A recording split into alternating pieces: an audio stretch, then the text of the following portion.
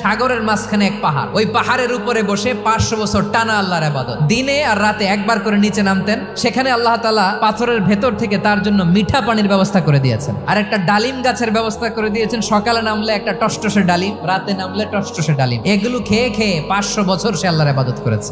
আল্লাহর দরবারে কিয়ামতের কঠিন ময়দানে যখন লোকটা হাজির হয়ে যাবে, আল্লাহ বলবেন 500 বছর ইবাদত করছে তো আমার দয়ায় আমার বান্দারে জান্নাত দাও। এই বান্দা বলে বালবি আমালি, আল্লাহ তোমার দয়া লাগবে কেন? আমি আমার আমল দিয়ে জান্নাতে যেতে চাই। আল্লাহ বলবেন তাই ঠিক আছে, তোমার 500 বছরের ইবাদত এক পাল্লায় রাখো। আর আল্লাহ বললেন আমি যে দয়া করে সৌন্দর্য দেখার জন্য তোমার দুটা চোখ দিয়েছিলাম, দুটা নয় একটা চোখ আরেক পাল্লায় রাখো। রাখা হবে, দেখা যাবে ওই 500 বছরের ইবাদত হালকা হয়েছে, আর মুহূর্তের মধ্যে আল্লাহর দেয়া একটা চোখের নেয়ামত ভারী হয়ে গিয়েছে।